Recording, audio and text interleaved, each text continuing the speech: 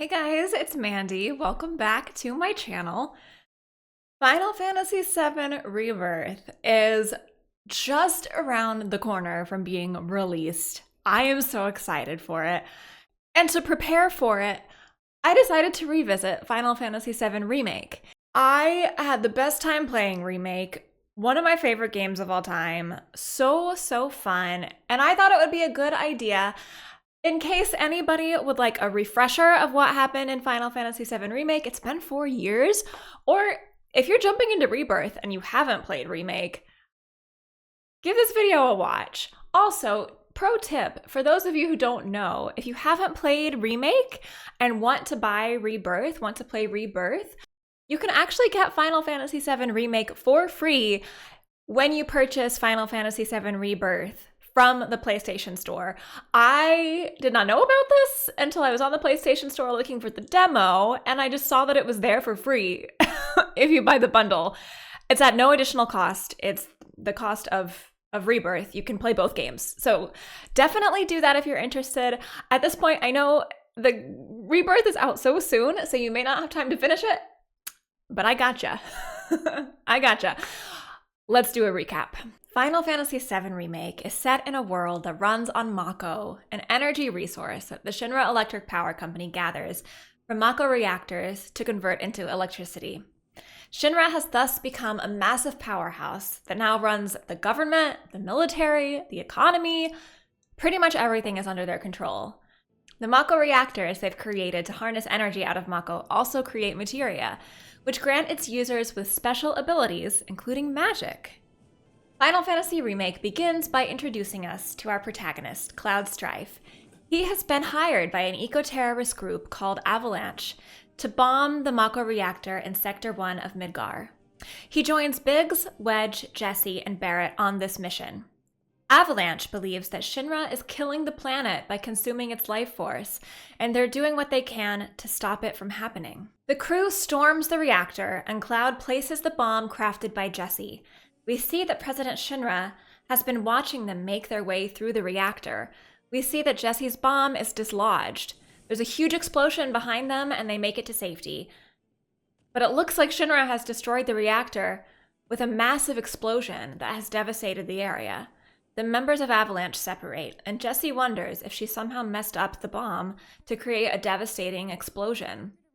As Cloud makes his way through the crowds of people, he sees a building on fire, which triggers a flashback of Sephiroth standing in flames. He snaps out of it, but sees Sephiroth standing in front of him in Midgar. Cloud tells Sephiroth it can't be him. Cloud says that Sephiroth is dead, and that he killed him.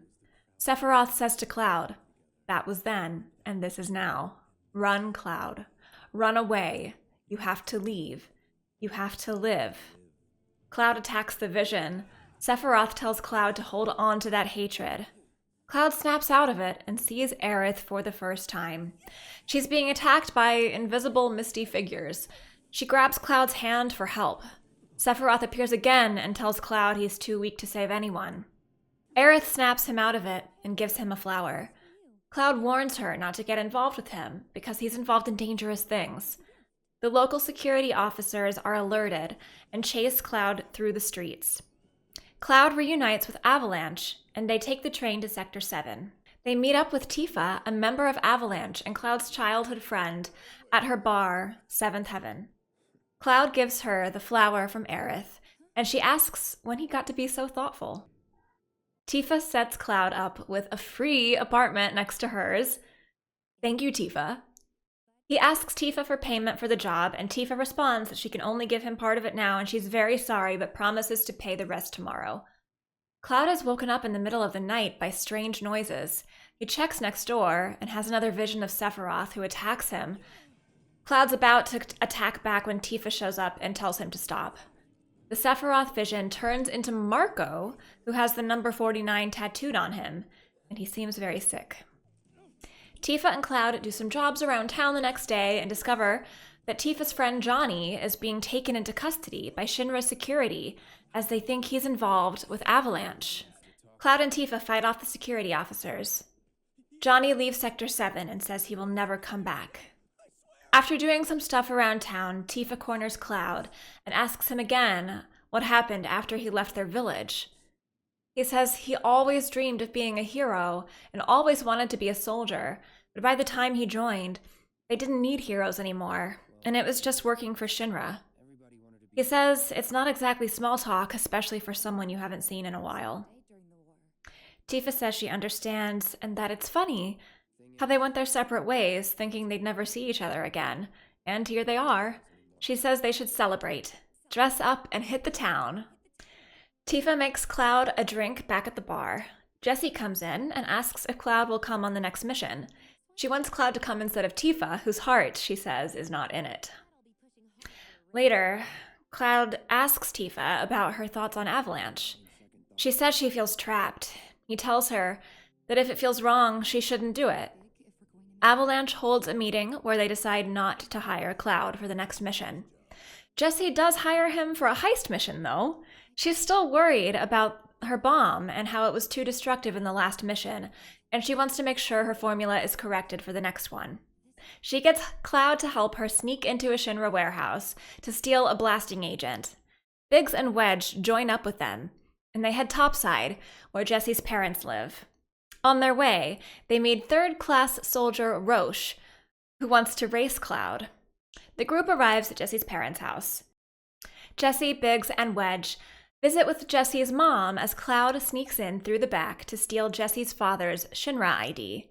Her father is sick in bed with Mako poisoning after an accident at a Shinra plant. As they're preparing to begin the heist, Cloud has a flashback from 7 years ago in Nibelheim, atop the water tower with Tifa. He tells her that in the spring he's going to Midgar to become a soldier, the best of the best, like Sephiroth, the great war hero. Tifa asks Cloud to promise her that if she's ever trapped or in trouble, that he'll come and save her. Cloud snaps out of his reverie and the infiltration begins. Jessie goes to find the blasting agent and Cloud is challenged by Roche to a duel. Wedge gets hurt and another faction of Avalanche arrives to help them. The team then parachutes off into the night, like a super cool 80s movie.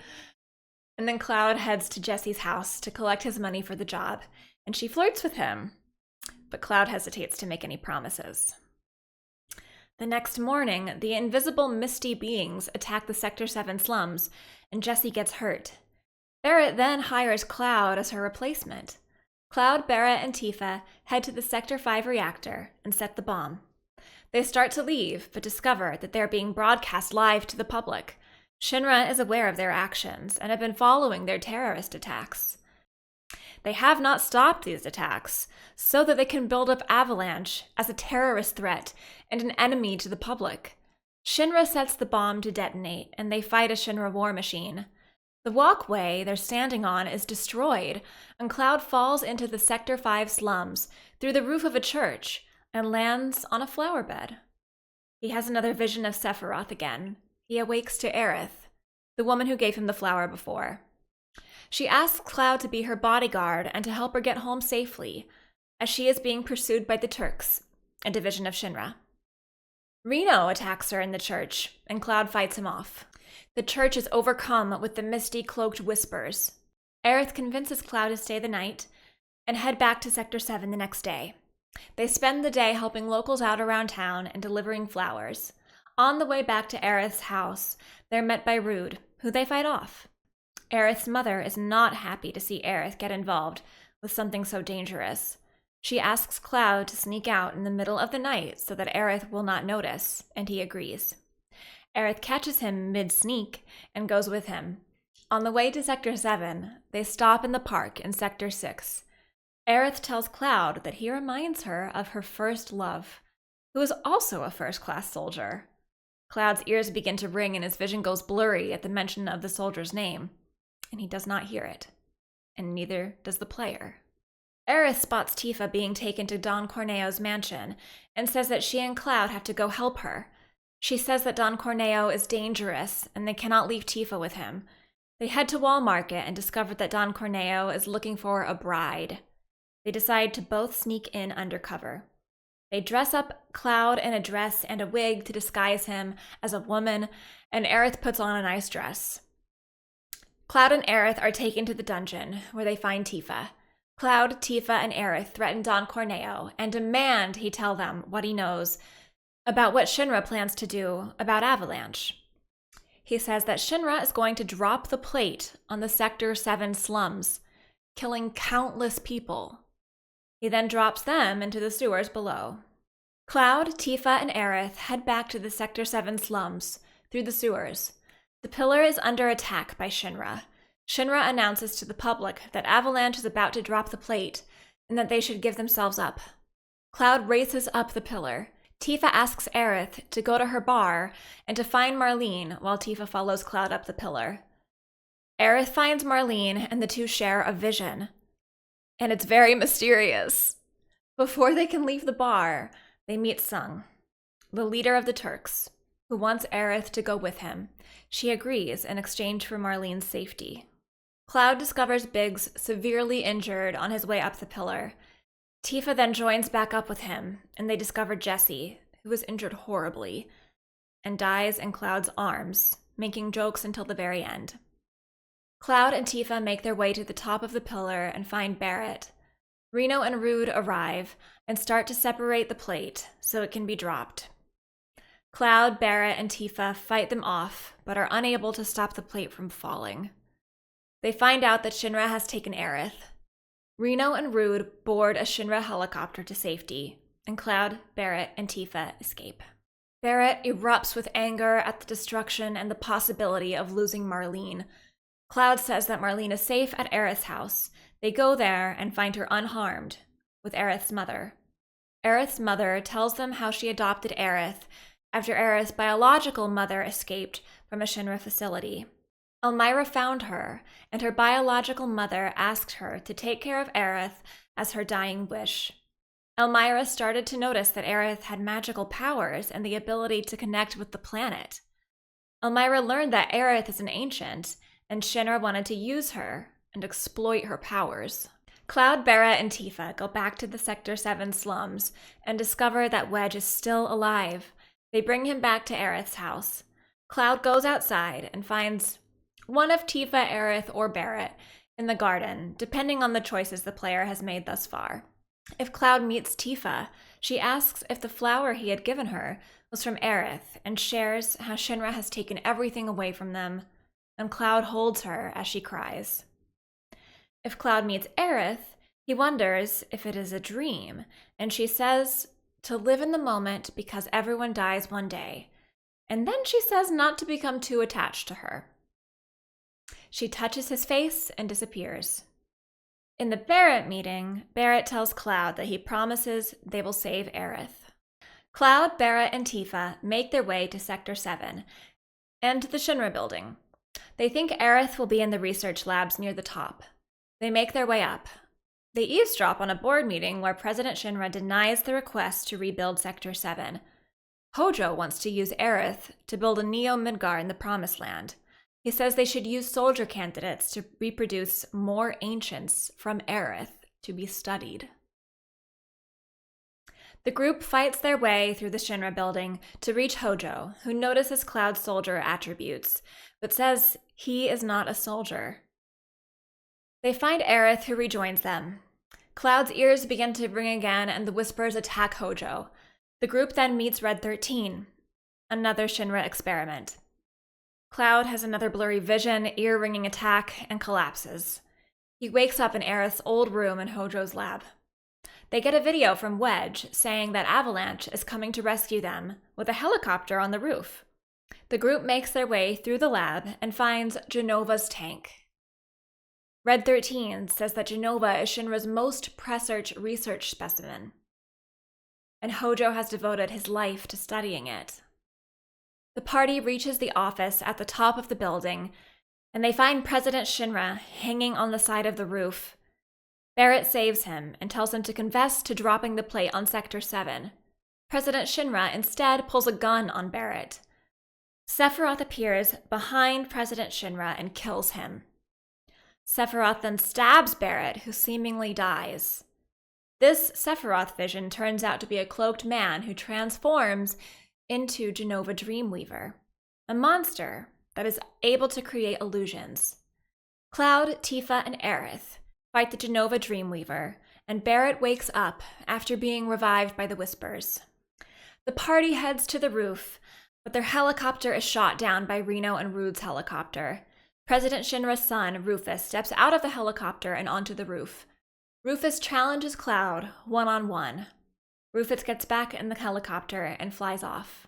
Cloud, Barrett, Tifa, and Red 13 evacuate the Shinra building and steal Shinra vehicles. They speed along the expressway and run into Sephiroth at the end. Sephiroth tells Cloud to follow him and disappears into a portal. Red 13 explains that the Whispers are arbiters of fate, sent out by the planet to stabilize their future. Aerith says that Sephiroth is more dangerous to the planet than even Shinra and must be stopped. They step through the portal and fight the Whispers and Sephiroth. They have visions of Aerith dying, a meteorite hurtling toward Midgar, and a destroyed Midgar. Sephiroth says that the world is ending and tells Cloud to embrace his plan for the planet's future. He tells Cloud that he has 7 seconds before the end. The party is then back in reality. They have defied their fate, and the future is unknown to them. We see Biggs in bed and recovering. Rufus takes over the Shinra company.